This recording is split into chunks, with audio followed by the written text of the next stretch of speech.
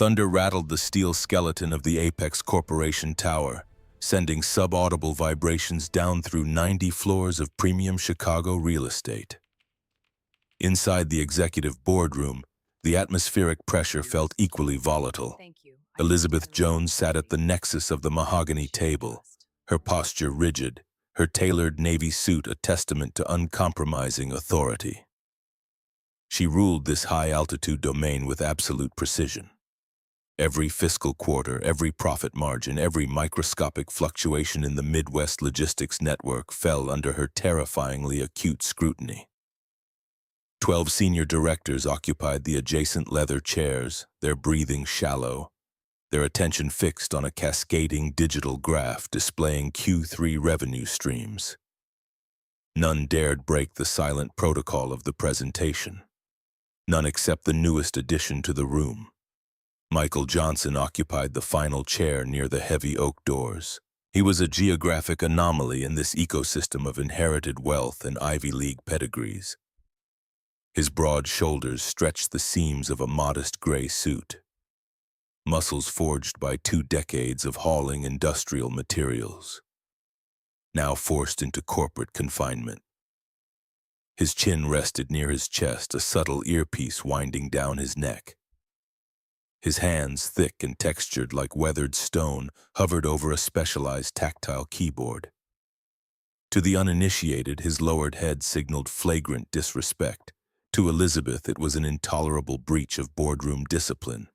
She despised those who squandered opportunity. She demanded total, unwavering focus. Avert your gaze from the presentation again, and your employment terminates immediately. The ambient hum of the climate control system seemed to die.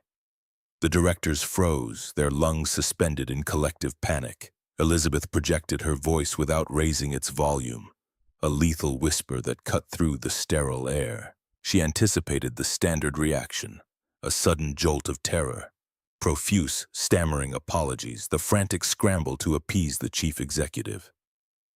Michael remained perfectly still. A slow, knowing smile formed on his lips, carrying the quiet resilience of a man who had survived the collapse of physical worlds. He lifted his head, turning his face with eerie precision toward the exact origin point of her voice. His eyes, clouded by trauma, remained fixed on the empty space, yet his presence commanded the room. I cannot perceive the screen. Have faith in my methods. The ensuing silence possessed a physical weight. 12 brilliant minds ground to a halt, processing the stark reality of the white cane resting flush against the leg of his chair. Elizabeth experienced a rare, jarring internal disruption. She examined the man before her. He sought no pity, he displayed no shame. He simply anchored himself in a space designed to intimidate, his thick fingers resuming a rapid, silent choreography across the Braille interface. The synthetic audio software fed him data at velocities that would overwhelm a sighted reader, translating visual graphs into complex auditory rhythms. He mapped the room through acoustic feedback, isolating the heavy, arrogant wheeze of Vice President Richard Miller to his left, identifying the nervous shifting of fabrics across the table. He understood structural integrity, whether dealing with reinforced concrete or corporate hierarchies. The presentation concluded, leaving the air thick with unresolved tension. The executives dispersed, eager to escape the atmospheric pressure. Michael remained seated, meticulously compiling the encrypted meeting transcript. The heavy doors sealed shut. Elizabeth stood by the panoramic window, watching his reflection overlay the turbulent gray clouds rolling over Lake Michigan. She observed the economy of his movements, the undeniable grace of a laborer navigating a digital expanse. Your processing speed outpaces our primary algorithmic transcription. Michael paused, his hands resting on the cool laminate of the table. He tracked her location by the faint rhythmic strike of her heels on the carpet. Algorithms record noise. They miss the hesitation before a manipulated statistic. They fail to capture the sudden spike in a man's heart rate when he discusses offshore accounts. He turned his chair, facing her acoustic signature. True sight is measured in the sweat of a man's brow, not the light entering his pupils. Elizabeth crossed her arms, her analytical faculties engaging fully. She existed in a vacuum of polished deception, surrounded by men who spoke in circles to conceal their ineptitude. Michael possessed a brutal, pragmatic utility. He was a bulldozer parked in a luxury showroom. She had reviewed his personnel file thoroughly. 20 years as a site foreman. You built the skyline you can no longer see. Why enter the data sector? Physics. The word dropped from his mouth like a lead weight. Physics and a catastrophic failure of a load-bearing column 36 months ago. Michael traced the folded joints of his cane. When the dust cleared, the developers had their indemnity clauses and my optic nerves were crushed. A diploma buys a leather chair, but callus and bone hold the roof up when the wind howls. I learned to read hexadecimal code exactly how I used to read architectural blueprints. The foundation remains identical. Only the building materials differ. His raw pragmatism struck a resonant chord within her isolated world. Elizabeth recognized a kindred spirit in his relentless drive. She needed a weapon that the board could not anticipate. I require an operative who can inspect the foundation of this enterprise. Her tone shifted, becoming conspiratorial. Richard Miller's division hemorrhages capital, yet his ledgers appear immaculate. My internal auditing teams find zero discrepancies. They are mesmerized by the exterior paint. I need someone to examine the structural supports. You are asking a blind man to audit the second most powerful executive in Chicago. Michael kept his voice low, steady. He understood the stakes. He was a black father raising a 9-year-old daughter in a city that consumed the vulnerable. Crossing Richard Miller was tantamount to professional suicide. I am asking you to listen to the silence between the numbers. Elizabeth stepped closer, the faint scent of bergamot reaching him. You possess unrestricted clearance. Begin with the third quarter logistics expenditures. The corporate battlefield shifted to the acoustic realm. Michael transformed his modest cubicle into an impenetrable fortress of sound, while the rest of the Apex floor operated visually. Captivated by flashing monitors and dynamic charts, Michael plunged into the raw, unformatted data streams. He wore heavy, noise-canceling headphones, allowing the mechanical voice of his adaptive software to flood his auditory cortex. He consumed thousands of pages of procurement logs, safety compliance certificates, and vendor invoices. William Garcia, the veteran IT director, emerged as a crucial ally. William possessed the weary demeanor of a man who had spent his life battling invisible digital fires. Late one Thursday evening, as the overhead fluorescent lights switched to power-saving mode, William placed a steaming cup of dark roast coffee near Michael's left hand. Miller's sycophants are running traces on your server node. William's voice was a low, gravelly rasp. They are demanding to know why a visually impaired consultant is pulling raw hexadecimal dumps from the offshore subsidiary accounts. Allow them to trace. Michael did not remove his earpiece. His left hand rode the braille display while his right hand executed complex terminal commands. If their structural integrity is sound, they have nothing to fear. Tread carefully, Michael. Men of Miller's pedigree do not construct, they merely calculate how to strip the copper wire before the demolition. William squeezed Michael's shoulder, a silent transmission of working-class solidarity, before retreating toward the glowing server racks. Michael dove back into the third quarter logs. He accelerated the audio playback to 700 words per minute, generating a chaotic, demonic static that only his trained mind could parse. He listened for hours, allowing the natural rhythm of legitimate commerce to establish a baseline. Invoices, routing numbers, material costs, the pulse of the corporation. At precisely 3 in the morning, the rhythm fractured. It was an invisible anomaly. On a visual spreadsheet, the columns aligned perfectly, presenting a flawless gradient of balanced budgets. Michael, however, listened to the metadata, the timestamps, the sequential numbering of the purchase orders. The synthetic voice clipped a syllable. A microscopic stutter in the auditory current. He halted the playback. He reversed the audio stream. He engaged normal speed. Purchase order 9421, structural reinforcement steel, Sector 4, $2.4 million, vendor routing, Apex Logistics Ghost Node. Michael tensed, a deep frown carving lines into his forehead. He ran a cross-reference protocol using his tactile interface. The vendor code yielded 0 active matches in the primary database. It was a digital phantom, a hollow shell company nested obscenely deep within the supply chain hierarchy. The missing funds were deeply disturbing, but the categorization of the stolen capital froze the blood in his veins. It was the worker safety budget, over $2 million earmarked for critical emergency structural reinforcements on the massive Southside high-rise project, had been quietly siphoned, rerouted into a void, and authorized by Richard Miller's encrypted digital signature.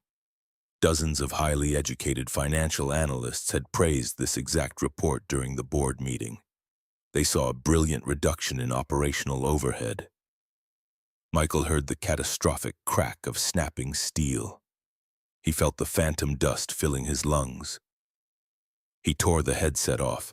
The sudden oppressive silence of the empty office crushed against his eardrums. The air turned frigid. He pictured his daughter, Jessica. He pictured her small, trusting hands guiding him through the crowded subway stations. Her fierce, unwavering pride in her father. He had sworn an oath to provide stability. He had promised to shield her from the darkness. Possessing this information was equivalent to holding a live explosive. Exposing Richard Miller meant initiating a war against an untouchable titan. It meant risking the fragile sanctuary he had bled to construct for his child.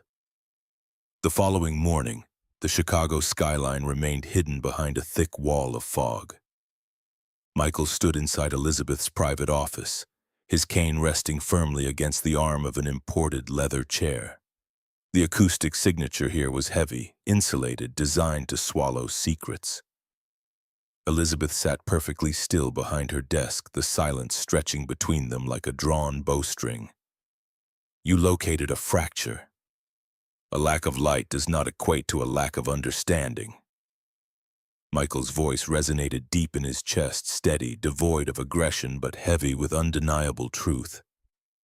He stepped forward, dropping a single encrypted storage drive onto the center of her desk. The plastic casing clattered sharply against the wood.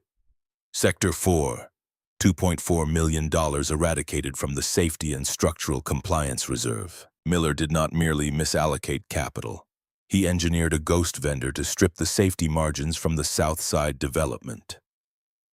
Elizabeth stared at the small black rectangle.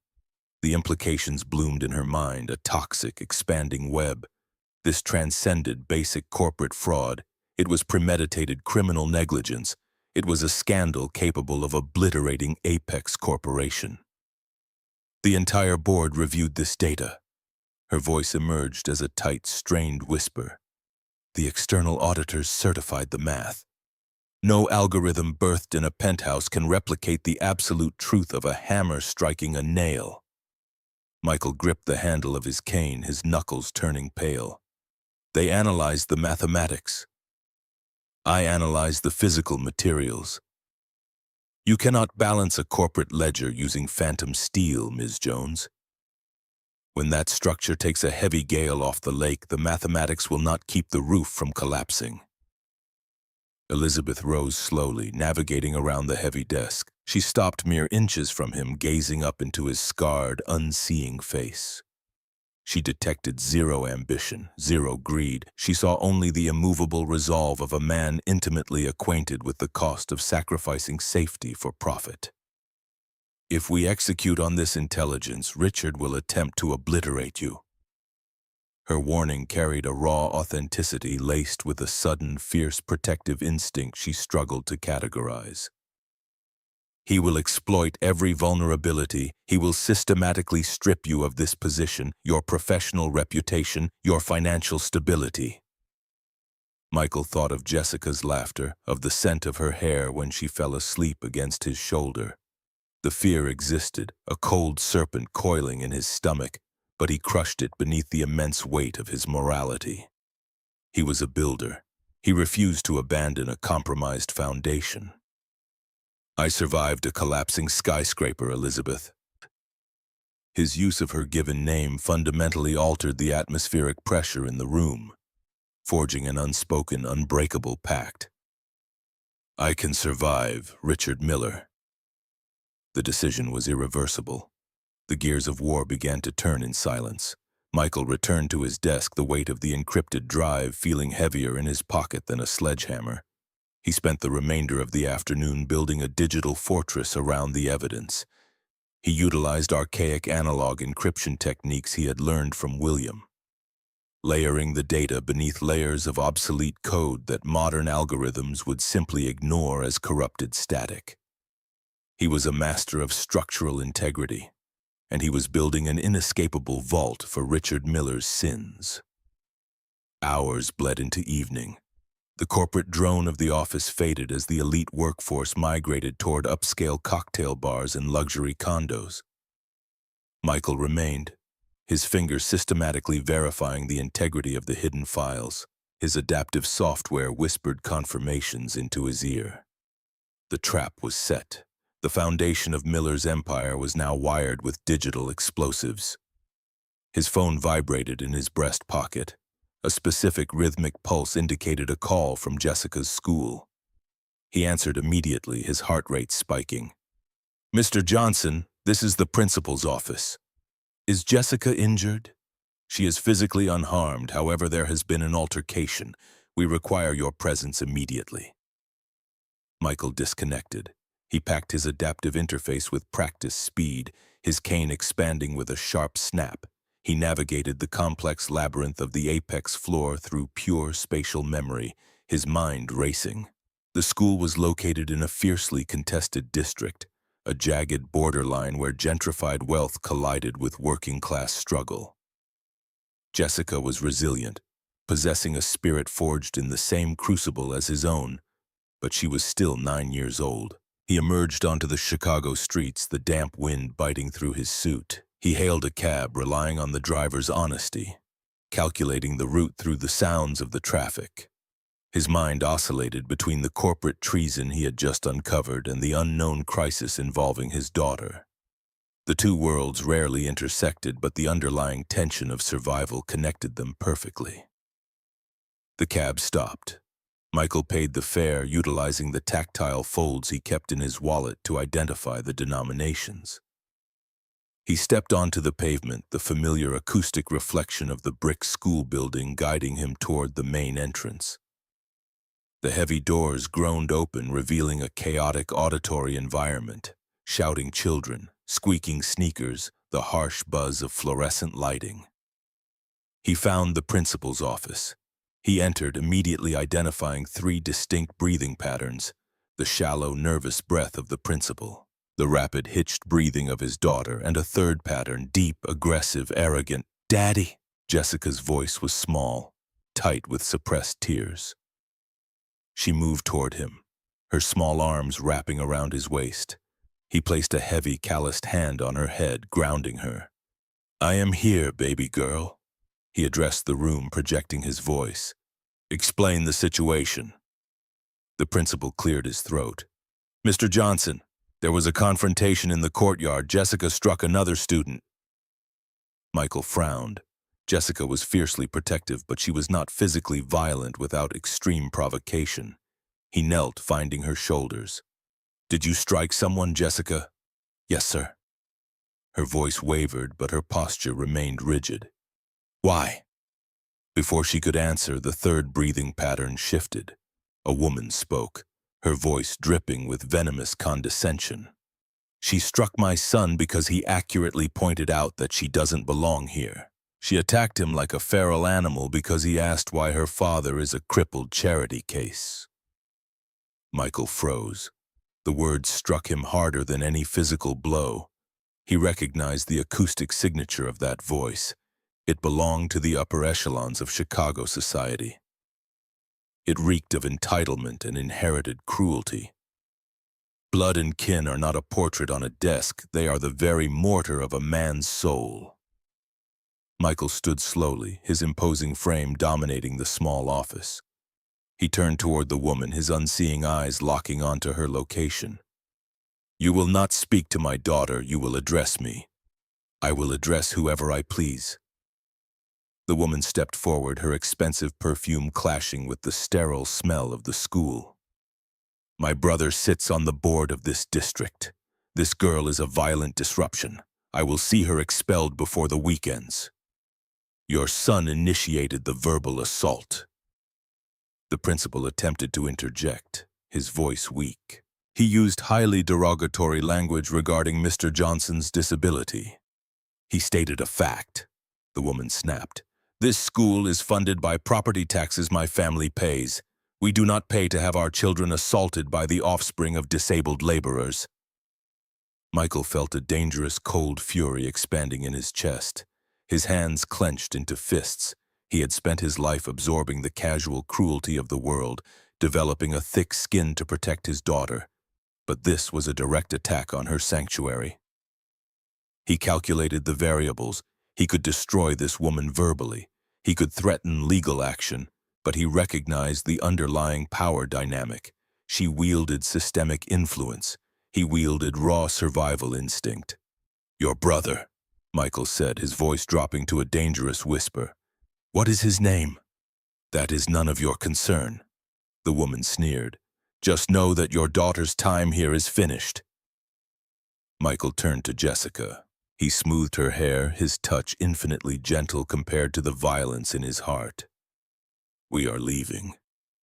"But Daddy," Jessica whispered, "I didn't do anything wrong. He said you were useless." "You did nothing wrong, Jessica." Michael guided her toward the door. He stopped in the threshold, turning back toward the woman. "A diploma buys a leather chair, but callus and bone hold the roof up when the wind howls. You rely on your brother's influence.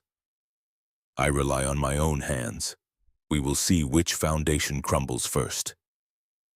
He walked out into the damp Chicago evening, his daughter clinging tightly to his hand. The storm was gathering strength again, thunder rumbling low in the distance. He had uncovered a massive corporate conspiracy, and now his daughter was under attack by the very elite class he was preparing to dismantle. The lines were drawn. The structural integrity of his entire life was being tested simultaneously on two fronts. He squeezed Jessica's hand. He was a builder, and it was time to tear the rhythmic clatter of the elevated train rattling along the rusted tracks of the Chicago Loop bled through the thin single-pane glass of the apartment window, masking the heavy silence stretching across the cramped kitchen. Michael navigated the narrow space between the laminate counter and the scuffed linoleum floor with practiced geometric precision, his calloused fingertips brushing the raised tactile bumps he had glued to the dials of the gas stove. The heat bloomed against his knuckles, a sudden invisible aggressive force that he measured and tamed by rotating the plastic knob 3 degrees to the left.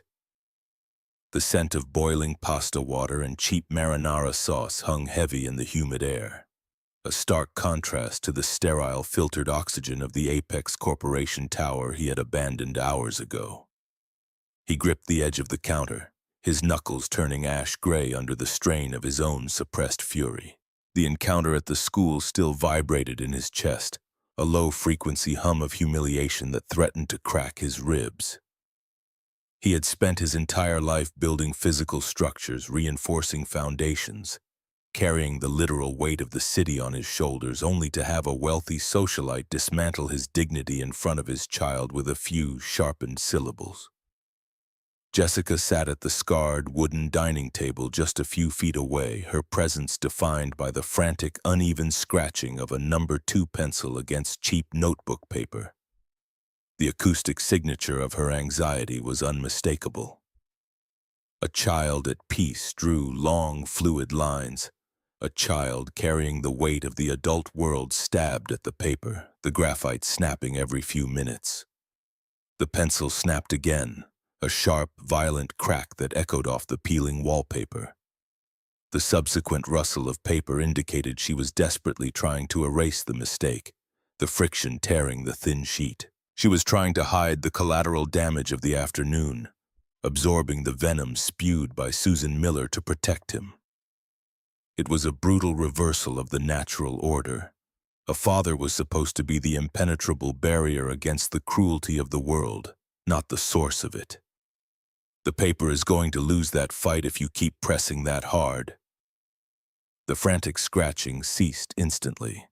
A heavy, suffocating pause followed, filled only by the bubbling of the marinara sauce and the distant wail of a police siren moving down Michigan Avenue.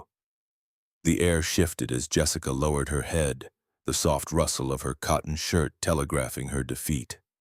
"I was just trying to fix the math problem." Her voice was a fragile, trembling wire, stretched dangerously close to the snapping point. "I didn't want you to worry about it. Mathematics is just logic, baby girl. It doesn't require tearing the page to pieces." Michael crossed the small distance between the stove and the table, relying on the mental map he had burned into his spatial memory. He found the back of her wooden chair, his large hand descending to rest gently against the tense curve of her shoulder. She was vibrating with unspoken distress, a tiny engine running on pure adrenaline and fear. "What happened in that office today, that was about my battles, not yours. You don't have to carry my scars." "She said we didn't belong." The words tumbled out of her, carried on a wave of suppressed tears. The damp heat of her face pressed against the rough fabric of his suit jacket. "She said you were broken. I just wanted to make her stop looking at you like that, like you were nothing." Michael closed his eyes, the darkness behind his eyelids offering no refuge from the visceral pain of her confession. He pulled her close, his massive arms wrapping around her small frame, forming a physical fortress against a threat he could neither see nor punch. The world was designed to crush the vulnerable, to exploit the cracks in the foundation. And he had brought his daughter directly into the crosshairs of the elite. He felt the phantom grit of concrete dust in his lungs, the suffocating pressure of a system designed to keep men like him bound to the earth, while the architects lived in the clouds. Wealth builds fortresses, but it takes a laborer's hands to know where the mortar is weak. He pressed a kiss to the crown of her head, inhaling the scent of her cheap vanilla shampoo. "We belong exactly where we choose to stand. We don't ask for permission to occupy space in this city. Tomorrow you go back into that classroom and you keep your head elevated. You let them look at you until their own eyes burn." The following night, the Apex Corporation Tower was a vertical tomb of glass and steel entirely devoid of human warmth. Michael sat alone in the cavernous data processing center on the 42nd floor, the heavy noise-canceling headphones isolating him from the ambient hum of the server racks. He was hunting. The encrypted drive he had presented to Elizabeth Jones was only the surface fracture. He needed to trace the fault lines all the way down to the bedrock of Richard Miller's corruption. He increased the playback speed of his adaptive screen reader to 800 words per minute, pushing his auditory processing to the absolute bleeding edge of human capability. The synthetic voice became a demonic high-pitched static, a rushing river of raw hexadecimal code, routing numbers, and offshore corporate shell registrations. He was cross-referencing the ghost vendor, the phantom logistics company that had absorbed the $2 million earmarked for the Southside structural reinforcements. He initiated a deep-dive archival search, utilizing obsolete command line prompts he had memorized years ago, bypassing the slick modern graphical interfaces that the sighted analysts relied upon. The terminal clicked and whirred in his ear, digging through years of digitized corporate debris. The audio stream suddenly violently decelerated, the software hitting a heavily encrypted firewall embedded in a 5-year-old procurement archive. Michael's fingers flew across the braille keyboard, executing a brute-force decryption script William Garcia had casually mentioned over a stale cup of coffee weeks ago.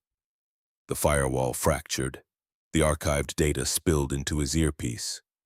Vendor ID, Horizon Materials Incorporated, parent company, Apex Logistics, regional director, Richard Miller, contract fulfillment, Southside Industrial Complex, Sector 7. The air in Michael's lungs turned to solid ice. The acoustic feed continued, rattling off shipping manifests, material grades, and inspection waivers. But Michael had stopped listening. The name of the vendor echoed in the dark cavern of his skull, colliding violently with a memory he had spent 36 months desperately trying to bury. Horizon Materials Incorporated. The sensory flashback hit him with the force of a runaway freight train, bypassing his logical defenses and plunging him directly into the nightmare. The sterile smell of the server room vanished, replaced by the choking metallic stench of vaporized concrete and oxidized rebar. He wasn't in a leather chair. He was standing on the skeletal framework of the 7th floor of the Southside project, the bitter Chicago wind whipping his heavy canvas jacket. He heard the deep, unnatural groan of the primary load-bearing column beneath his boots. It was a sound that defied the laws of physics, a horrific, tearing frequency of inferior steel surrendering to gravity. He remembered screaming the evacuation order, his voice tearing his vocal cords. He remembered the violent, sickening drop of the floor, the world disintegrating into a chaotic maelstrom of screaming metal and crushing weight. He remembered the massive, jagged shard of a shattered concrete pillar accelerating toward his face, blocking out the gray sky forever. He ripped the headphones off, his chest heaving as he gasped for the filtered corporate air. His hands were shaking, the thick fingers trembling uncontrollably against the edge of the desk. The ghost vendor Richard Miller was currently using to siphon funds wasn't a new creation. It was the exact same shell company that had supplied the substandard, uninspected steel materials for the Southside project 3 years ago. Richard Miller had pocketed the safety budget back then, buying cheap, brittle alloys from foreign markets, forging the inspection certificates and pocketing the massive difference. Richard Miller hadn't just stolen money. He had stolen the light from Michael's eyes. He was the architect of the darkness. The realization triggered a cold, paralyzing terror deep within Michael's core. It wasn't the fear of a physical threat. It was the terrifying existential dread of absolute uselessness. He had spent his entire life defining his worth by his physical utility, his ability to build, to protect, to provide. When the accident took his sight, it had stripped away his primary tool of survival, leaving him reliant on adaptive technology and the precarious mercy of a society that viewed him as a broken liability. He had fought a brutal daily war against the perception of his own obsolescence, clawing his way into this corporate position to prove he was still a functioning, vital mechanism.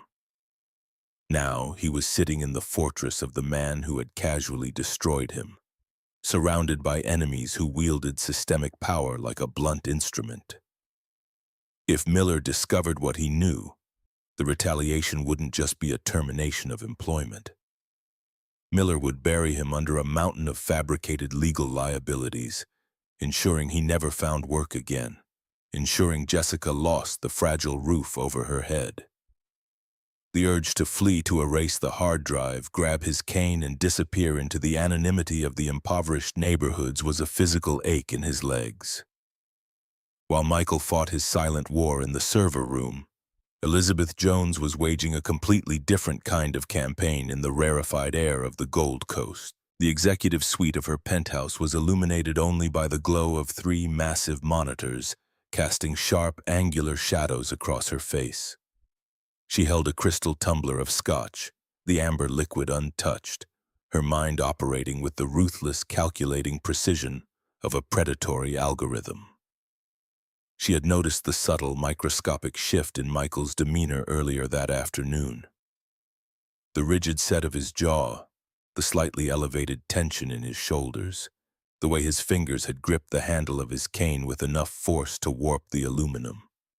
He was carrying a new, volatile burden, and he was deliberately concealing it from her. Elizabeth did not tolerate blind spots in her operational matrix. She had immediately dispatched her private corporate security liaison to conduct a comprehensive background sweep on Michael's activities outside the Apex Tower. The resulting dossier, currently displayed on her center monitor, detailed the altercation at the elementary school. She read the transcript of the principal's report, her eyes narrowing to lethal slits. Susan Miller. The name blinked back at her, a neon sign pointing directly to the rot inside her own boardroom. Susan was Richard Miller's younger sister, a vindictive, idle socialite who wielded her family's wealth as a cudgel against anyone who dared to occupy space in her pristine, gentrified bubble. The attack on Michael's daughter wasn't a random playground dispute. It was a proxy war. It was Richard Miller utilizing his familial connections to apply psychological pressure to the one vulnerability Michael possessed. Elizabeth set the crystal tumbler down, the glass striking the marble desk with the finality of a judge's gavel. Michael was a proud, unyielding force of nature. He was a man who refused to ask for quarter, who insisted on fighting his battles with his own bruised knuckles.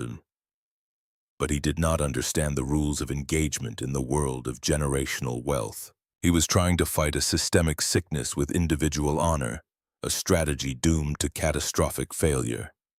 You cannot buy a shield for a man who has spent his life being the armor. She spoke the words into the empty penthouse, the realization striking her with unexpected emotional force. She had spent her career isolating herself, viewing human connections as strategic liabilities. But witnessing Michael's relentless, quiet dignity in the face of systemic cruelty had triggered a dormant, fierce loyalty within her. She would not allow Richard Miller's toxic lineage to crush the only honest man in her corporation. The following morning, the prestigious corridors of the Wellington Preparatory Academy hummed with the hushed, entitled murmurs of the morning drop-off routine. Susan Miller stood in the center of the marble foyer holding a designer coffee cup, holding court among a circle of similarly attired mothers. She was currently dissecting the audacity of the blind laborer who had dared to raise his voice to her in the principal's office, her tone dripping with rehearsed, performative outrage.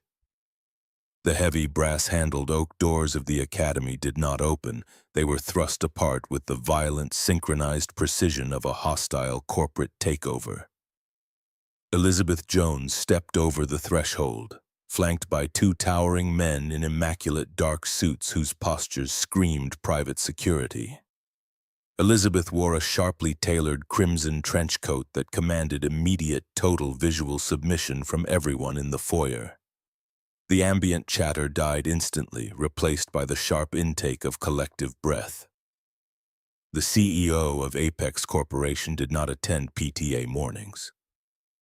Her presence here was the equivalent of a nuclear submarine surfacing in a public swimming pool. Elizabeth bypassed the terrified administrative staff and walked directly toward the circle of mothers. The crowd parted, repelled by the absolute sub-zero aura of her authority.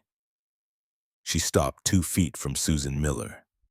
The socialite's smug expression evaporated, replaced by the wide-eyed, instinctual panic of prey recognizing an apex predator.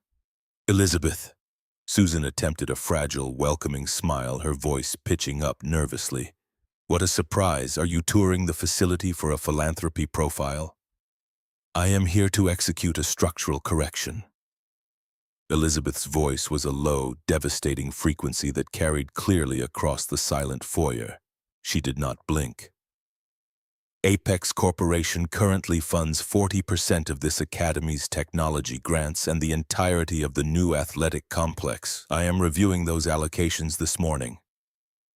Susan's hand trembled, spilling a drop of hot coffee onto her designer blouse. She was entirely out of her depth. "I don't understand. Has the board displeased you?"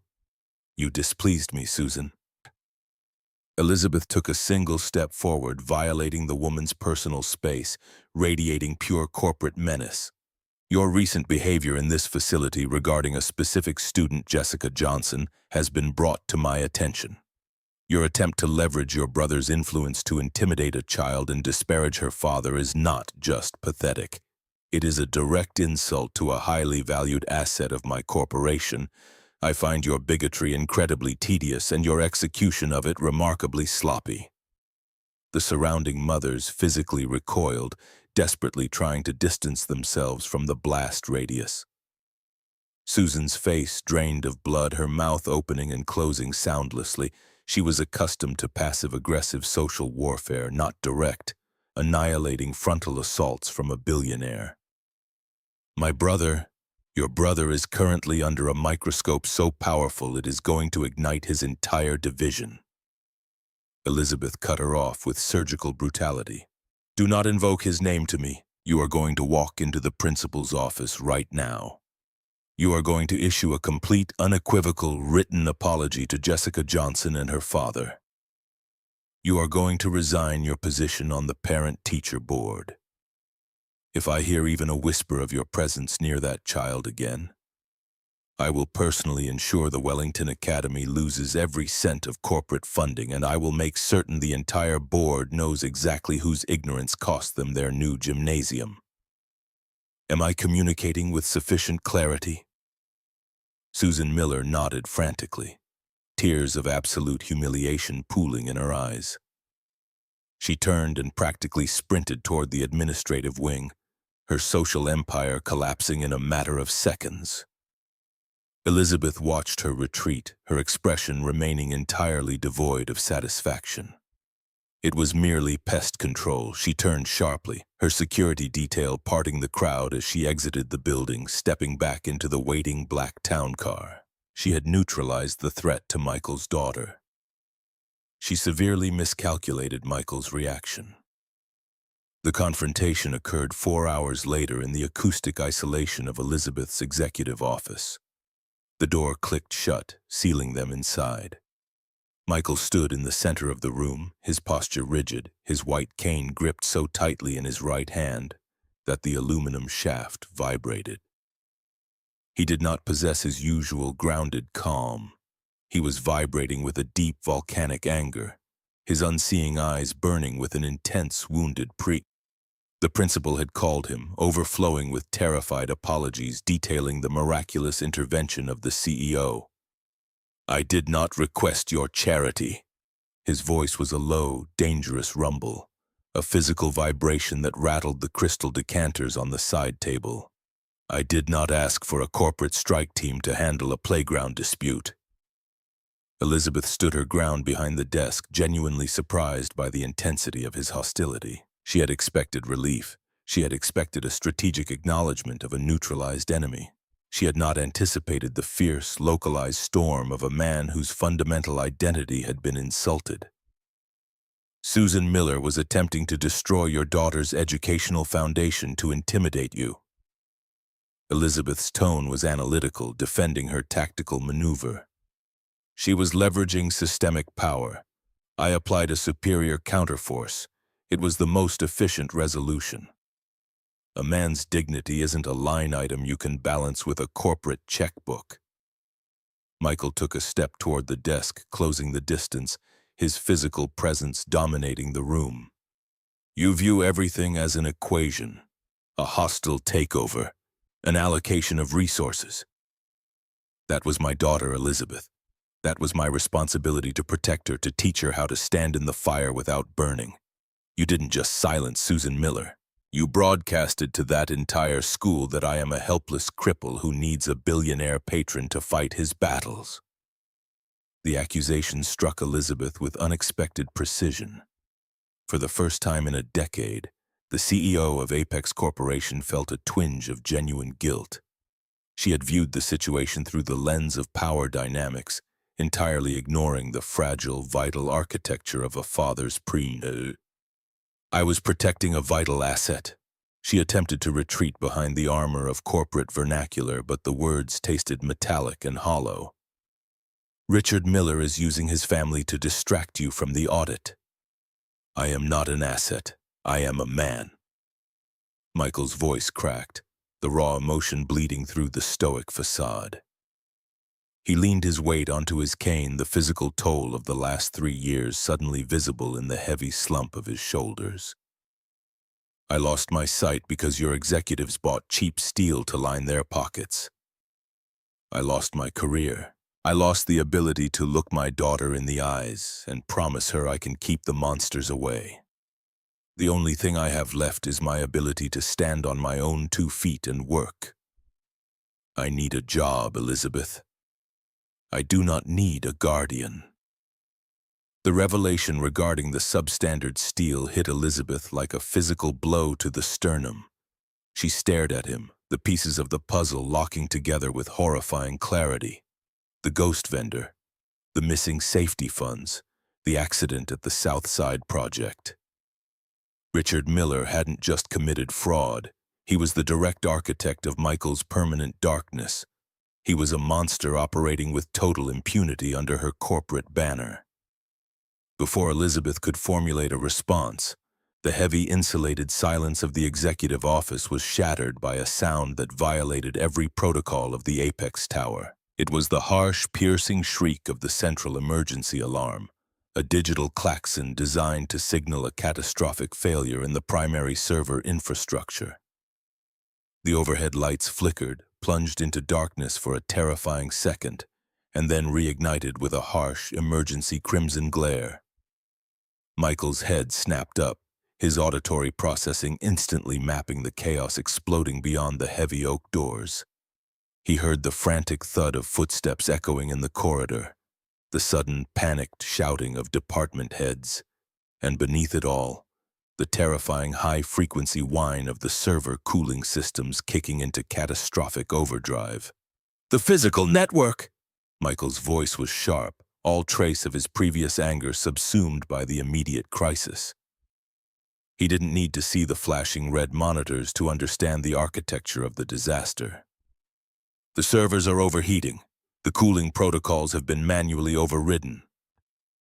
Elizabeth was already moving, slapping the emergency intercom button on her desk. "Security! IT response, report status immediately." The intercom crackled with heavy static, William Garcia's voice cutting through the noise thick with panic and adrenaline.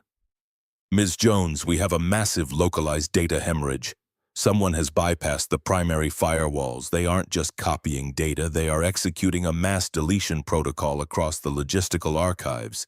The entire Q3 history is being wiped. We can't lock them out. They have administrative privileges. Sever the external connections, manually unplug the architecture if you have to," Elizabeth commanded, her mind racing. A targeted deletion of the Q3 logistics archives. It was a surgical strike designed to vaporize the evidence of the ghost vendor. Richard Miller was initiating a scorched earth protocol. "We are trying, but the breach isn't originating from an external IP." William's voice trembled, a terrifying realization dawning in his tone. "The intrusion point is internal. It's coming from an unauthorized, unvetted software package patched directly into our central node. It's coming from the adaptive screen reader interface on Terminal 42. The words hung in the crimson-lit office, a death sentence delivered via intercom. Terminal 42. Michael's workstation. Richard Miller hadn't just initiated a data wipe, he had engineered a flawless, devastating trap. He had weaponized Michael's disability. By routing the hack through the specialized, complex audio software Michael required to perform his job, Miller had created the perfect scapegoat. To the external cybersecurity auditors, it would appear exactly as Miller intended. A blind, technically incompetent consultant had carelessly installed unsecured, compromised accessibility software onto the most secure corporate network in the Midwest, inadvertently opening a massive backdoor for hostile actors. A crumbling foundation makes no sound until the roof caves in. Michael whispered the words, a horrifying clarity washing over him. He understood the architecture of the frame job instantly. His specialized software required deep system privileges to translate the complex graphical data into audio. Miller had hijacked those privileges. The chaos in the building accelerated. 10 minutes later, the emergency boardroom was packed, the crimson emergency lighting casting demonic shadows across the faces of the terrified executives. Richard Miller stood at the head of the table, his posture radiating aggressive, false indignation. He had successfully corralled the panic, positioning himself as the savior of the crisis. He slapped a thick, hastily printed dossier onto the mahogany surface. "This is the source code of the intrusion." Miller's voice boomed loud enough to drown out the wailing alarms. He pointed a thick, manicured finger directly at Michael, who stood rigidly beside Elizabeth. "I warned this board about the security risks of hiring external consultants with unauthorized custom hardware. Mr. Johnson's adaptive technology was a Trojan horse. He brought a compromised, unsecured microphone and audio processing unit directly into our central nervous system. Because of his gross negligence, we have lost a decade of proprietary logistical data. The financial liability is incalculable." The boardroom erupted into chaotic shouting. The executives, desperate for a target to absorb their terror, turned their collective wrath toward the massive, scarred man leaning on the white cane. They saw exactly what Miller wanted them to see: an outsider, a laborer, a disabled liability who had destroyed their pristine digital empire out of sheer ignorance. Elizabeth slammed her hands onto the table, the sharp crack cutting through the shouting. "Quiet! This is a coordinated attack, not a software glitch. Mr. Johnson's software was vetted by William Garcia personally. This is a deliberate framing to cover the erasure of the Q3 logistics fraud." Miller sneered, a cold, triumphant glint in his eyes. He had anticipated her defense. He turned his attention from Michael to Elizabeth, unleashing the true objective of his coup. "Ms. Jones, you bypassed HR protocol to hire this man. You granted him unprecedented security clearance despite his lack of formal education or cybersecurity training. You have spent the last 3 weeks demonstrating a deeply concerning, irrational personal bias toward him, culminating in your horrific, unprofessional attack on a respected school board member this morning." Miller leaned over the table, the scent of his expensive cologne rolling off him in waves. "Your judgment is fatally compromised. You have allowed your bizarre obsession with this laborer to destroy Apex Corporation. The board is initiating an emergency vote of no confidence. You have precisely 2 options. You terminate Michael Johnson's employment immediately, have security escort him off the premises, and initiate a full criminal lawsuit against him for corporate sabotage. Or the board strips you of your title as Chief Executive Officer right now, and I will personally see you both dragged into federal court." The silence in the boardroom was absolute, heavier than the Chicago humidity outside. The executives stared at Elizabeth, their allegiances shifting rapidly toward the man holding the executioner's axe. The trap was perfect. It was a checkmate executed with flawless, sociopathic precision. Michael stood frozen in the crimson light, his acoustic mapping analyzing the shifting dynamics of the room. He heard the rapid, shallow breathing of the executives, the triumphant, steady pulse of Richard Miller. He heard the slight, almost imperceptible hesitation in Elizabeth's breath. She was trapped. She had spent her entire life building Apex Corporation. It was her identity, her armor, her only legacy in a cold world. Richard Miller was forcing her to choose between her empire and the life of a broken, blind construction worker. If she fought for him, she would lose the company. Miller would take over and he would bury Michael anyway. The legal fees alone would bankrupt him in a week. Jessica would lose her home. She would be thrown out onto the streets because her father had dared to challenge the gods of the skyline. Some storms you weather, others you just let wash away the debris of who you used to be. Michael recognized the structural reality of the situation. The building was collapsing. There was no time to reinforce the columns. He had to absorb the impact to save the innocent. He had spent his life acting as the armor for his crew, taking the physical blows so others could walk away. This was no different. He didn't wait for Elizabeth to make the agonizing choice. He didn't force her to carry the guilt of his destruction. He reached up, his thick fingers grasping the identification badge clipped to his lapel. With a swift, brutal motion, he snapped the plastic lanyard. The sound cracked through the silent boardroom like a gunshot. He tossed the badge onto the mahogany table. It slid across the polished wood, stopping inches from Richard Miller's hand. "No need for a vote." Michael's voice was devoid of panic, devoid of anger. It was the hollow, resonant sound of a man accepting his execution. He turned his unseeing eyes toward the space where Elizabeth stood. He could feel the sudden, desperate radiation of her shock. "I accept full responsibility for the breach. My software was compromised. It was an oversight on my part. I tender my immediate resignation." "Michael, no." Elizabeth's voice was a jagged whisper, breaking protocol, breaking her icy facade entirely. She reached out, her hand hovering in the empty space between them, desperate to stop the self-immolation occurring before her eyes. She knew exactly what he was doing. He was throwing himself onto the grenade to preserve her empire. Michael didn't flinch. He gripped his white cane, the aluminum shaft feeling cold and heavy in his palm.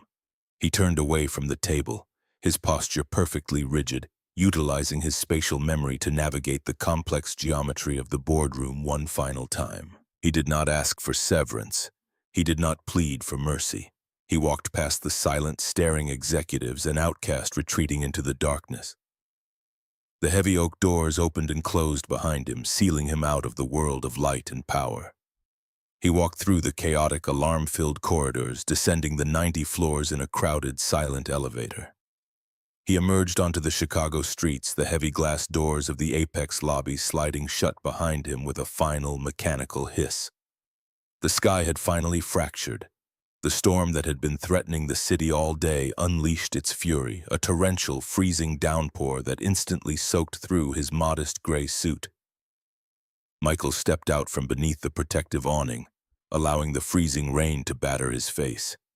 The acoustic landscape of the city was a chaotic, roaring ocean of splashing water and honking horns, overwhelming his senses, disorienting his navigation. He stood on the pavement, the water running down his scarred cheeks, indistinguishable from the bitter, humiliating tears of total defeat. He had lost. He had tried to fight the architects of his misery, and they had effortlessly swatted him out of the sky. He had no job. He had no income. He possessed a criminal accusation hanging over his head that would guarantee he never found work again. He had nothing left to offer his daughter but the impending reality of eviction. The darkness that had claimed his vision 3 years ago finally swallowed his spirit whole, leaving him entirely, terrifyingly blind. The damp chill of the catastrophic Chicago storm had seeped deeply into the marrow of his bones, a lingering, icy phantom that refused to dissipate long after he had shed his ruined, rain-soaked suit. The small apartment felt unusually hollow tonight, the ambient acoustic reflections bouncing off the bare drywall with a harsh, unforgiving resonance that offered absolutely zero comfort.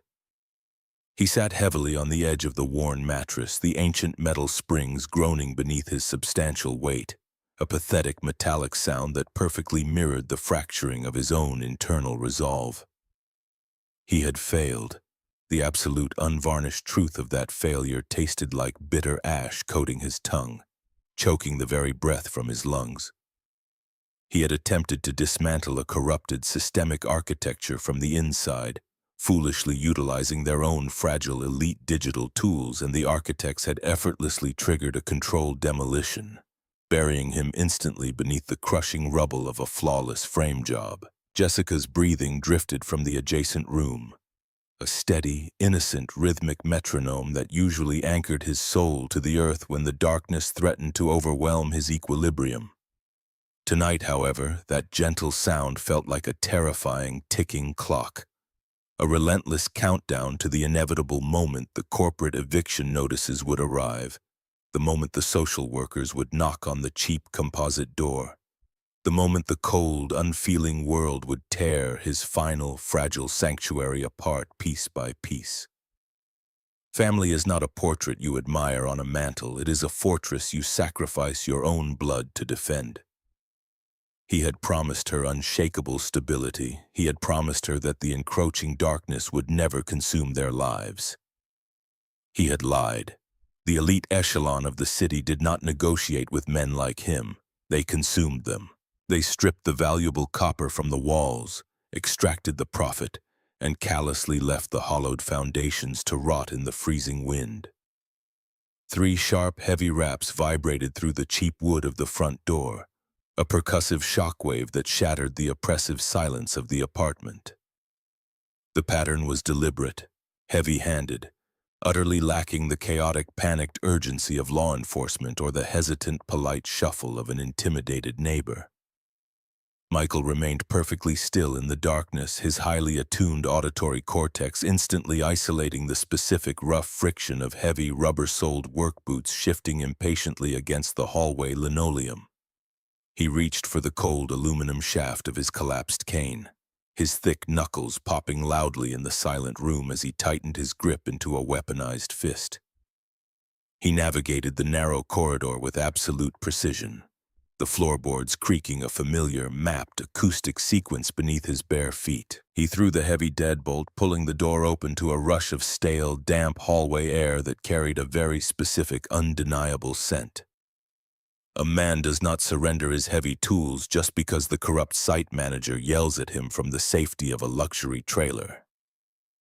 William Garcia stood squarely in the threshold, the heavy scent of damp wool, stale black tobacco, and overheated server ozone clinging tenaciously to his saturated overcoat. The aging IT director carried a distinct, heavy acoustic weight, the tired, incredibly dense physical presence of a man who had spent 40 grueling years fighting invisible digital fires inside freezing subterranean server rooms. A faint metallic clinking betrayed the 6-pack of cheap domestic aluminum beer cans swinging loosely from his left hand. He did not wait for an invitation, pushing his heavy frame past Michael into the cramped, dark living space with the blunt, unapologetic familiarity of a fellow trench worker stepping into a forward operating bunker. I tendered my immediate resignation to the board. The corporate structure of the company is temporarily secure from Miller's immediate coup. Michael closed the door slowly, the heavy metallic click of the deadbolt feeling entirely insufficient to keep the crushing weight of the world out of his home.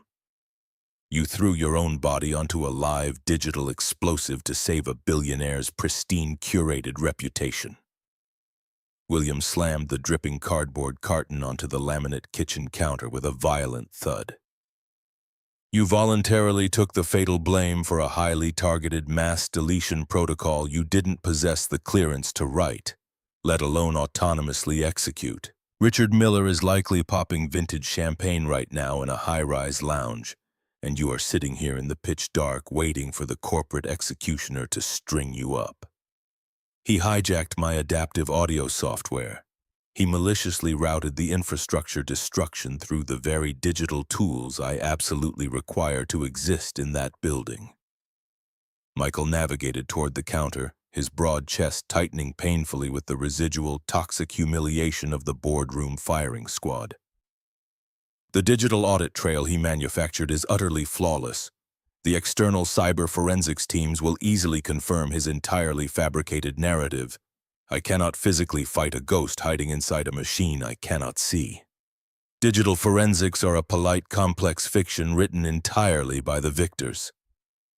William aggressively popped the aluminum tab on a can, the sharp, violent hiss of escaping carbonation perfectly punctuating his absolute disgust. He shoved the freezing metal cylinder directly into Michael's scarred hand. They exclusively deal in floating packets, in invisible phantom nodes, in elegant theoretical code that can be effortlessly rewritten, erased, and spoofed by anyone with administrative privilege. Miller is an undeniable genius in the ethereal digital realm, but he forgot one fundamental, unalterable reality of physics. Michael gripped the condensation-slicked can, the freezing temperature grounding his spiraling thoughts. Which is? Software code doesn't miraculously float in the magical ether, Michael. It requires physical copper. It requires fragile fiber optics. It requires physical, tangible, highly vulnerable infrastructure to travel from point A to point B. William took a long, incredibly heavy pull from his own beer, swallowing audibly in the dark room. Miller executed a massive system-wide deletion. He siphoned an entire decade of Q3 logistics data into an external encrypted drive before systematically wiping the primary Apex servers. The sheer volume of that stolen data is astronomically massive. He couldn't push a file that heavy out through the wireless cloud network without instantly triggering a dozen external bandwidth consumption alarms. He had to hardwire the extraction locally. The words struck Michael's consciousness with the devastating physical force of a swung sledgehammer connecting with solid concrete.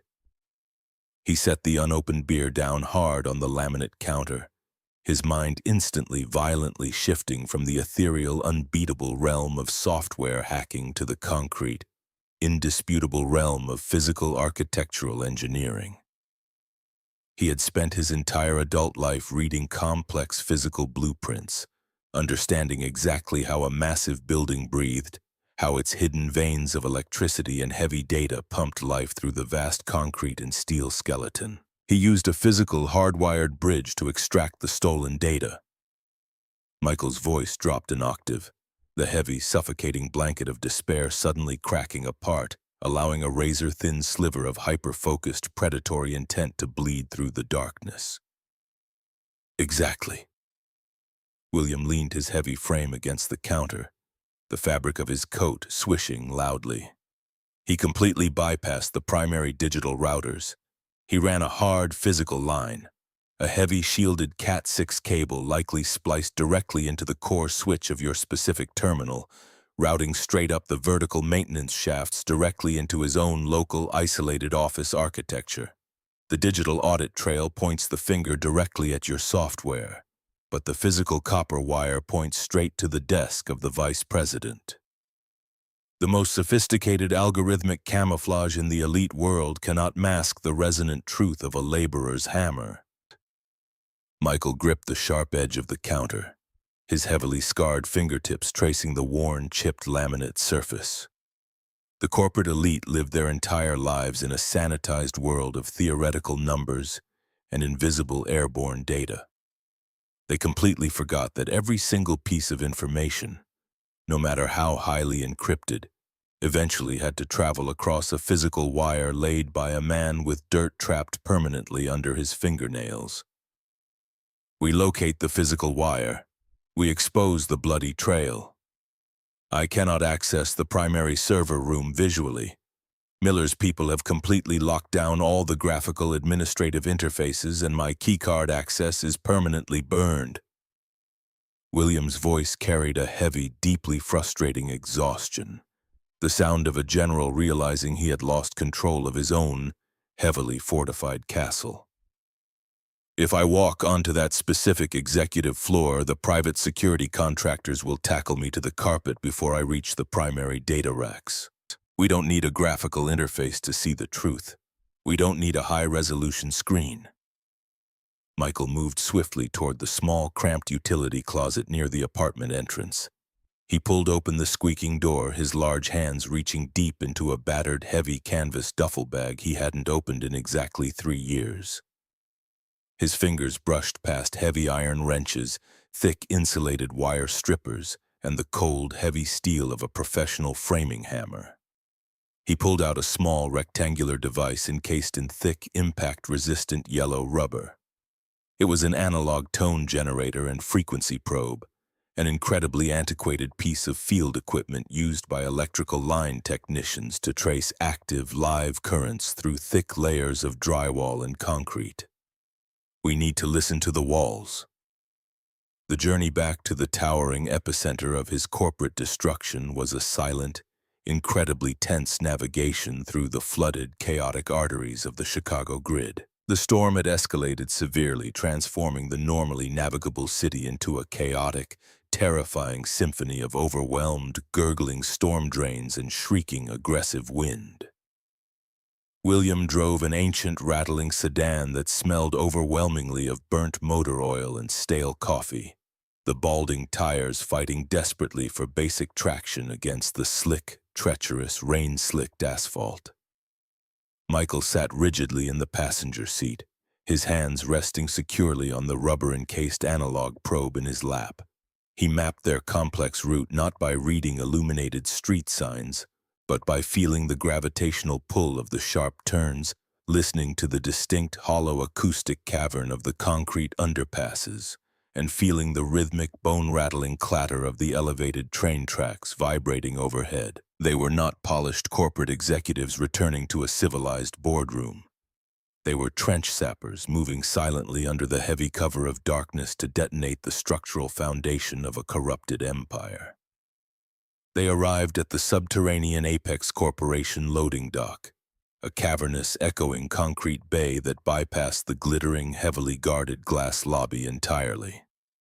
William utilized a heavy, archaic, physical brass key he had secretly kept hidden for extreme emergencies, manually bypassing the deactivated electronic biometric scanners because he intimately understood the forgotten analog override protocols for the massive freight elevators.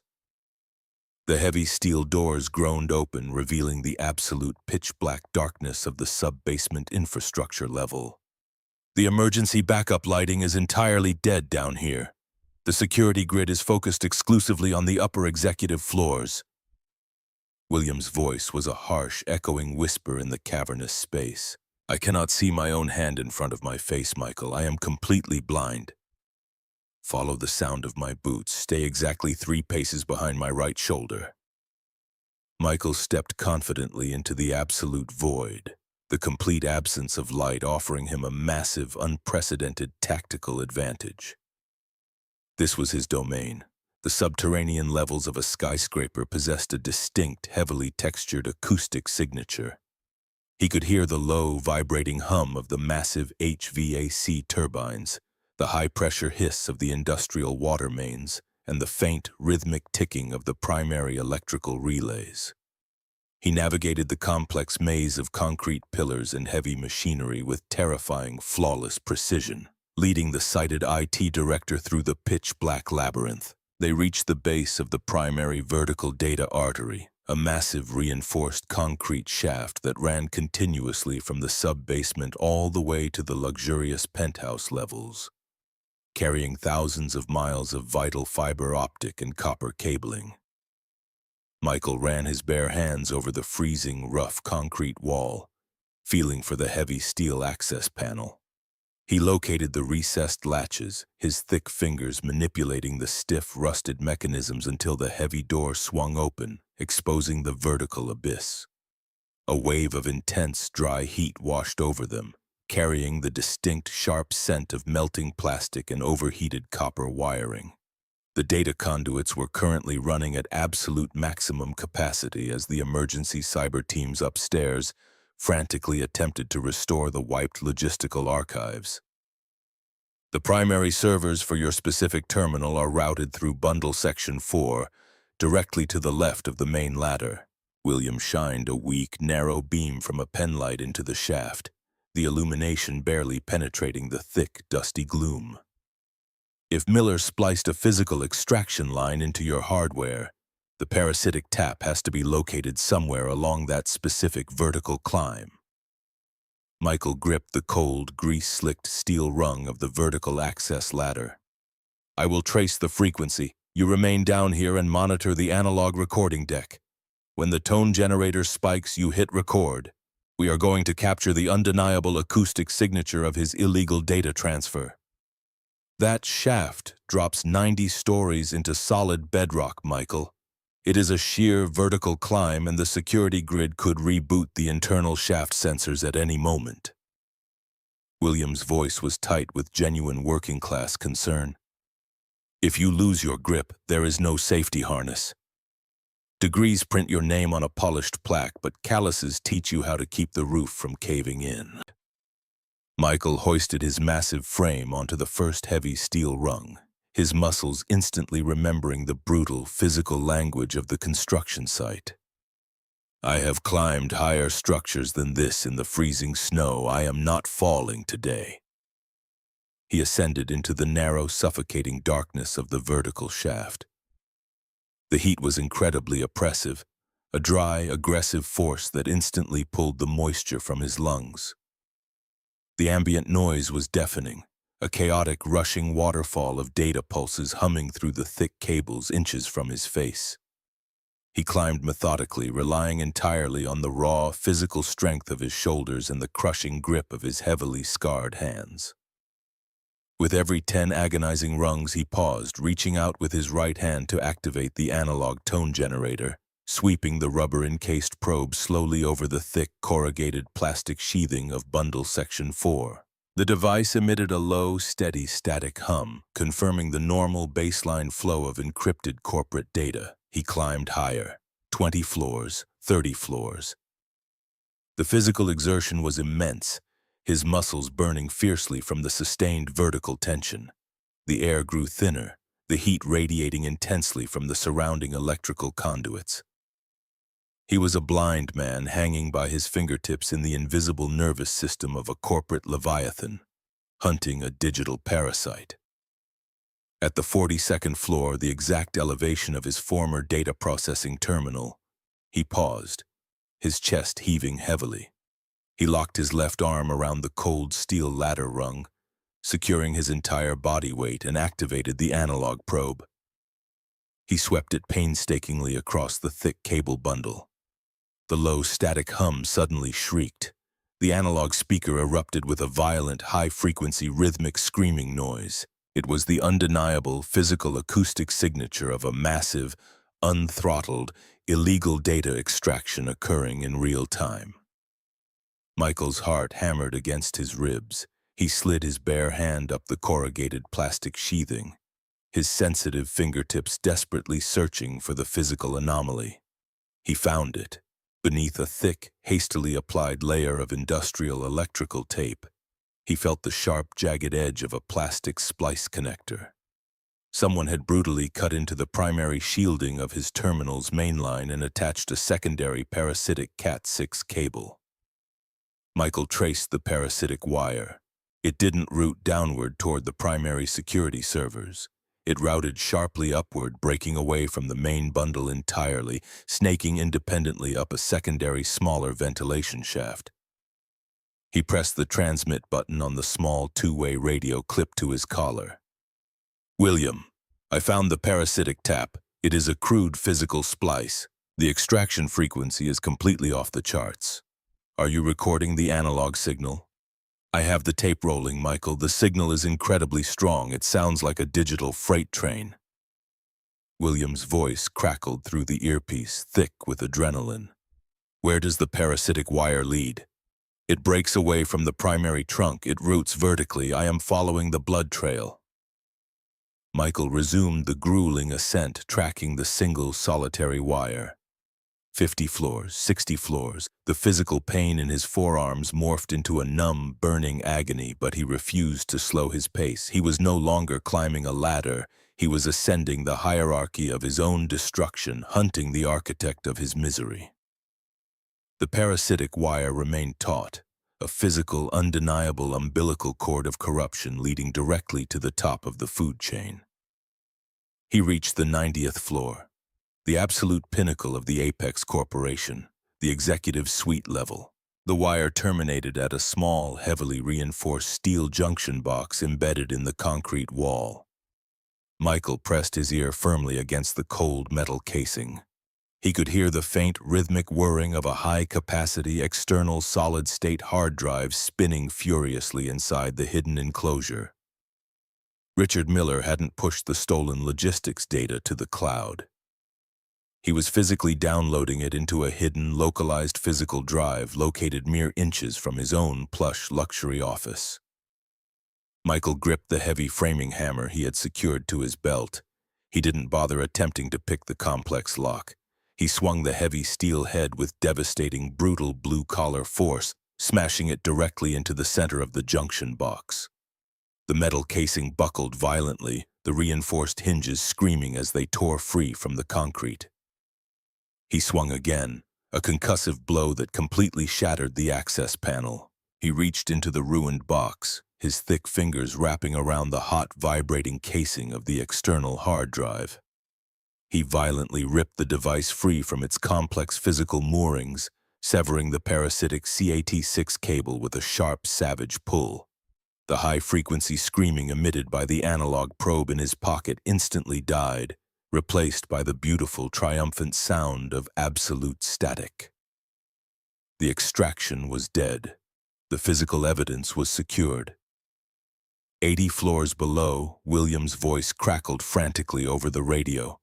"Michael, the security grid just registered a catastrophic physical hardware failure on the 90th floor.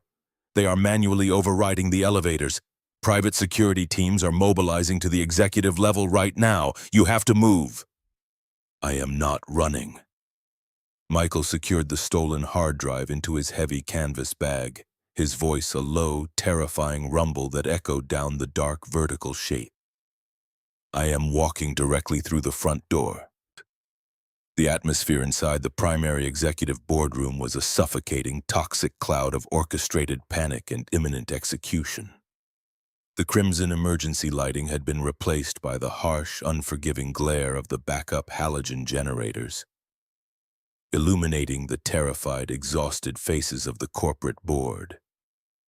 Elizabeth Jones stood alone at the head of the long mahogany table, her normally pristine, tailored suit wrinkled, her posture rigid with the desperate, agonizing strain of a commander watching her entire empire burn to the ground. Richard Miller paced aggressively at the opposite end of the room, his expensive silk tie loosened, perfectly playing the role of the outraged, entirely innocent victim. He gestured wildly toward a stack of printed, fabricated cybersecurity reports. "The digital forensics are utterly irrefutable, ladies and gentlemen of the board." Miller's voice boomed with practiced theatrical authority. "The catastrophic deletion protocol originated entirely from the unauthorized, unsecured adaptive software utilized by Michael Johnson, a man that Ms. Jones personally hired, personally vetted, and dangerously elevated above all established security protocols. We have permanently lost a decade of vital proprietary logistics data. The company is bleeding out. As the senior vice president, I am officially calling for an immediate, binding vote of no confidence. Elizabeth Jones must be stripped of her executive title this very second, or we will all face federal indictments for her gross negligence." The terrified board members murmured in anxious, cowardly agreement. They were cornered animals, desperate for a convenient sacrifice to appease the looming wrath of the shareholders. Elizabeth closed her eyes, the crushing, astronomical weight of the betrayal finally forcing her shoulders to slump. She had lost. The flawless digital illusion Miller had constructed was entirely impenetrable. She had tried to build a corporation based on ruthless efficiency, and a ruthless sociopath had effortlessly stolen the keys. "Call the vote."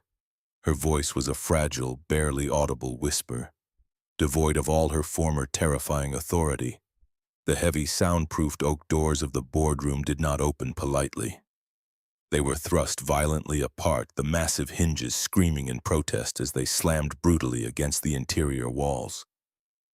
The entire board flinched collectively, the sudden violent intrusion paralyzing their lungs.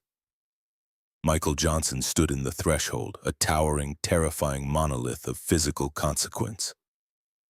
He did not look like an administrative consultant. He looked like a man who had just crawled through the fiery bowels of the earth.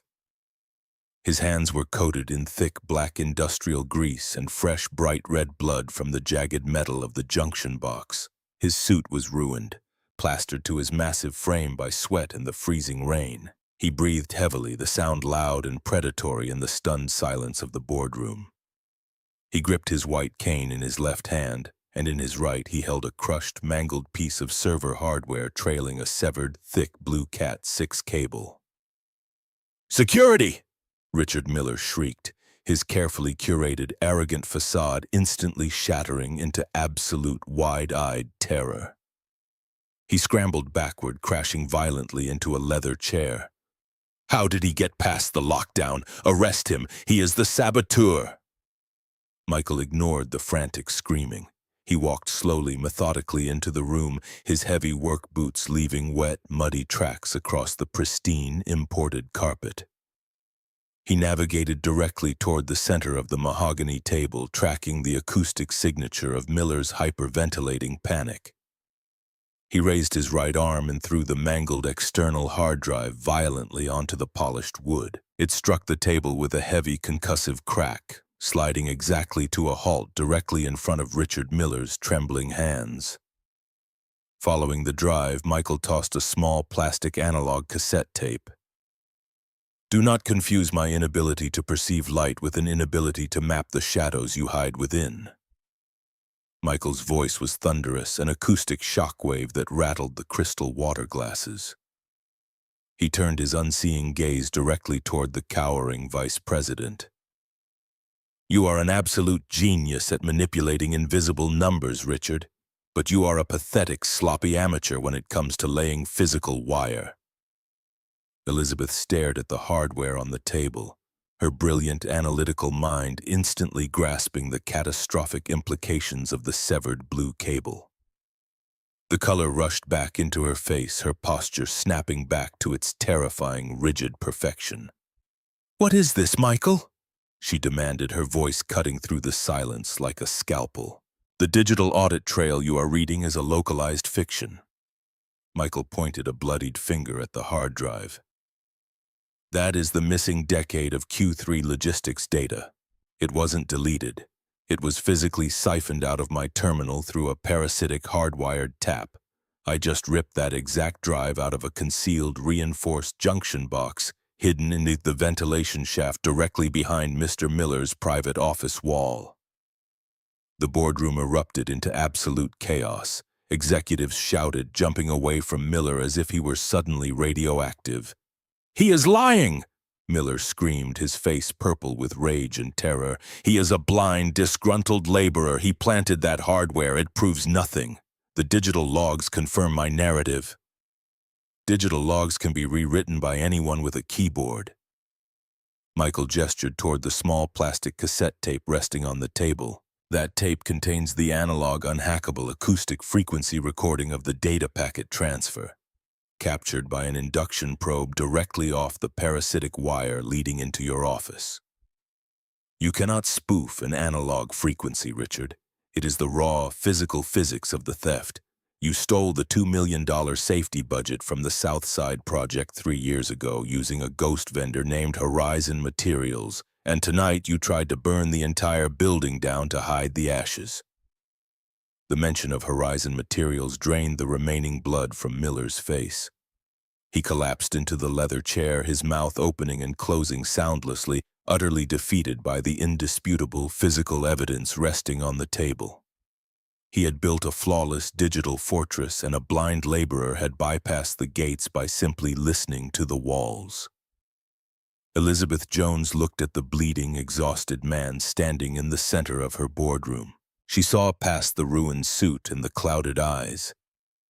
She saw the absolute, unbroken structural integrity of his character. A man's vision doesn't reside in his optic nerves, it lives in the unrelenting rhythm of his work ethic. She slammed her hand down on the table, instantly silencing the frantic executives. "Contact the federal authorities immediately. Have Richard Miller detained by private security until the FBI arrives." She did not look at the ruined vice president. She kept her gaze locked on Michael. "And someone fetch a medical kit. My lead investigator is bleeding on the mahogany." The brutal, chaotic fallout of the corporate coup consumed the entire weekend. The federal authorities descended upon the Apex Tower, seizing Miller's assets, dismantling his localized network, and verifying the analog tape recording with absolute, undeniable certainty. The elite, impenetrable bubble of the Q3 logistics fraud burst spectacularly across the front pages of the Chicago financial districts. On Monday morning, the corporate atmosphere was fundamentally altered. Elizabeth stood by the panoramic window of her penthouse office, the bright, clear morning sun illuminating the sprawling city below. The storm had finally broken, leaving the skyline washed clean. Michael sat in the leather guest chair, his hands bandaged, a fresh suit hanging comfortably on his broad frame. The board has formally approved the structural reorganization. Elizabeth turned away from the glass, her expression softer, stripped of its usual terrifying armor. Miller is facing 20 years in federal prison for the fraud and the sabotage.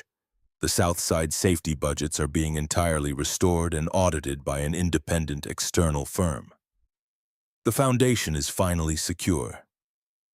Michael nodded slowly, his hands resting comfortably on his cane. I need a chief operating officer, Michael.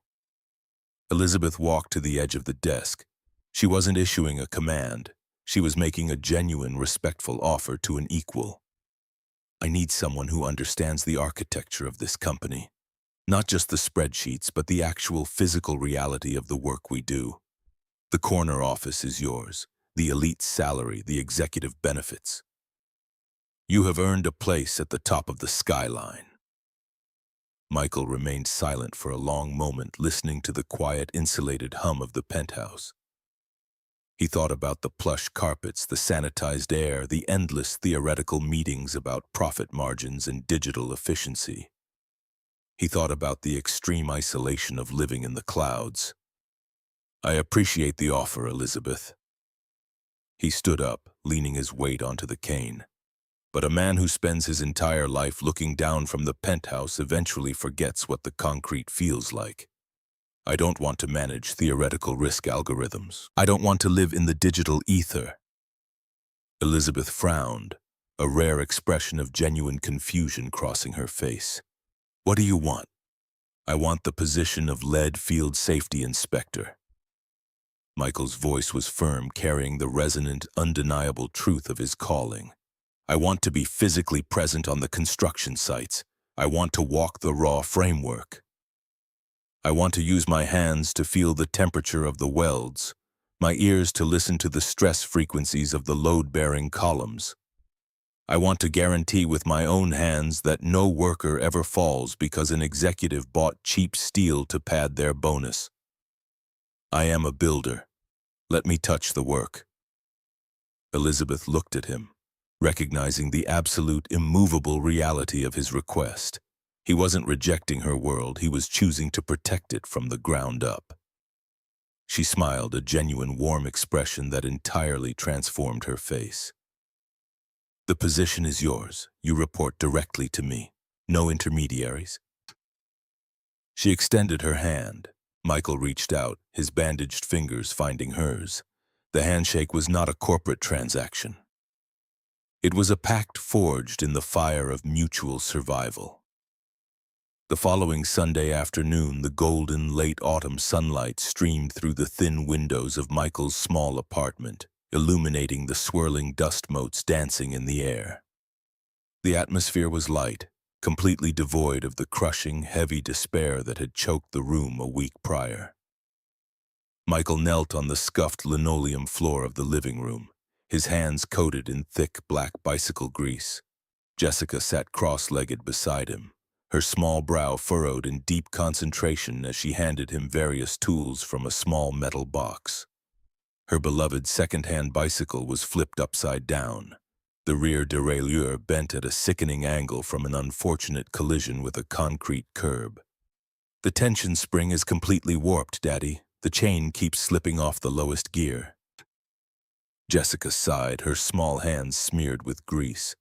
We just need to realign the primary bracket, baby girl. It requires leverage, not force. Michael ran his sensitive fingertips over the twisted metal, mentally mapping the complex geometry of the broken mechanism. He needed a highly specific thin-profile wrench that wasn't in his basic toolkit. A sharp, polite knock echoed from the front door. Jessica scrambled up, wiping her hands aggressively on her denim jeans. She pulled the door open, her eyes widening in surprise. Elizabeth Jones stood in the hallway. She had entirely shed her terrifying, elite corporate armor. She wore faded denim jeans, a simple, oversized gray wool sweater, and scuffed leather boots. Her hair was pulled back into a messy knot. She didn't look like a billionaire CEO. She looked like a woman who had finally stepped out of her isolated fortress to join the actual world. She held up a small, specialized, thin-profile titanium bicycle wrench. William mentioned there was a catastrophic mechanical failure occurring at this specific address. Elizabeth smiled down at Jessica, stepping into the cramped apartment without a shred of hesitation or judgment. I was informed the engineering team required specialized equipment. Michael stood up slowly, wiping the grease from his hands onto a dirty rag. He listened to the comfortable, easy cadence of her voice, the acoustic signature of her boots moving across his cheap floor. She didn't bring lawyers, she didn't bring security. She brought a tool to help fix a child's bicycle.